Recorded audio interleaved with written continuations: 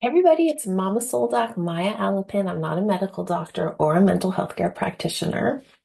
So I want to talk a little bit about hypnotic eyes because we've all who've taken training in hypnosis been told that the eyes are very important. And so what are we to do with them?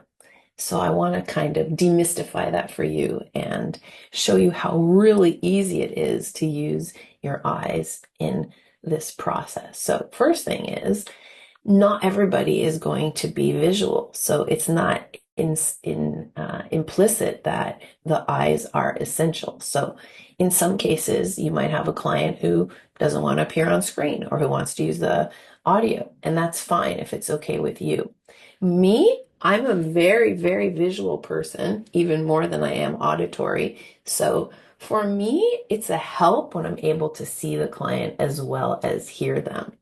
Now, when I'm observing the client on the Zoom screen or in person, I am not watching them with my eyes. I am watching them with my soul, so to speak, or with my self. And what is appearing to me visually is just as important as any other cue that I'm getting. So all the cues that I'm getting are important, including tone, speed of delivery, body language, change in skin tone, eye movement, energetics, feel, that goes a long way for me. So all of that is very informational to me. And though I'm picking it up with my eyes, a lot of it is me picking it up with my energy field, so to speak, whatever you want to call that. So I just want to say something about what the eyes are doing on my end. On the client's end, what my eyes are doing is very important because that's our connection, right? So I am very persistent with my gaze. And of course, everybody who's ever, had children or been in love or had a partner, which is everybody, has had some experience of that friendship also, knows that what we see in the other person tells us tons and tons about them. The way they look at us is very important. The way it feels to look somebody in the eyes is very, very important.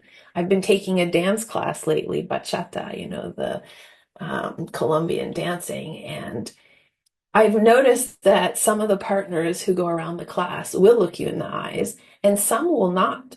And this tells you a lot about the person, right? Or the way they glance at you or the way they avoid your gaze or engage with it. So the eyes are an expression. And if the practitioner, the hypnotist, which is me, has eyesight that's very diverted or very chaotic, then the client will not feel that you're focused on them. They will know that you're distracted. Everybody knows when you glance at your phone. Everybody knows when you're not paying attention to them. So the way that we're using the eyes in the hypnotic experience is just simply with warmth and persistence. Try it at a party. Try it in your home. When you look at somebody in the eyes, something happens. When you persist with that gaze, you feel a certain kind of warmth and a certain kind of connection. When you persist with that, you can start to create pressure. So, part of the hypnotic experience is increasing pressure and deepening pressure without triggering any kind of recalcitrance or avoidance.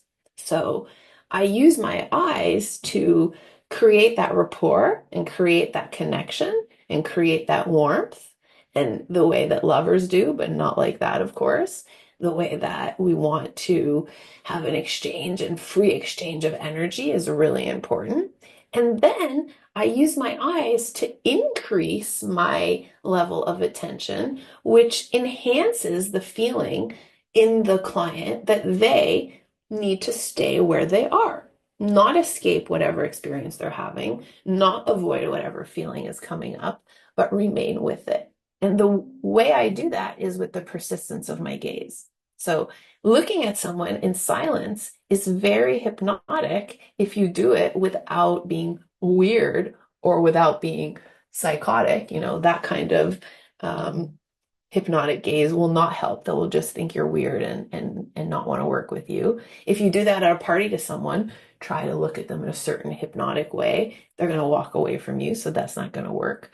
So what we're doing is allowing the gaze to be natural, to be warm, to be friendly, to be welcoming, but also persistent and consistent. And I'm talking over the course of an hour and 2 hour session, so that the client is really put into an internal state where they know you're watching them. So they, in response to that, remain wherever the subconsciousness is taking them in that session. So the Q&A is the conversational method, and the eyes and energy reading is a form of containment and a form of deepening, which is very subtle, but extremely powerful. And so this is how the rapport is built, this is how the trust is built, and also this is how the trance is deepened without artificially deepening it with instructions like, oh, you're getting deeper, you're feeling more and more relaxed. I don't need to do that because the consistency and insistency on my gaze without me feeling restless or distracted will do a lot of heavy lifting for me in terms of the depth of trance. So it's very simple, but it takes a lot of internal energy and courage to keep that going. So practice that in your practice sessions and join me for more tips like this in the level 1 training, which is coming up soon. If you have questions, of course, let me know. Thanks for watching. This is Mama Soul Doc in Montreal, Quebec.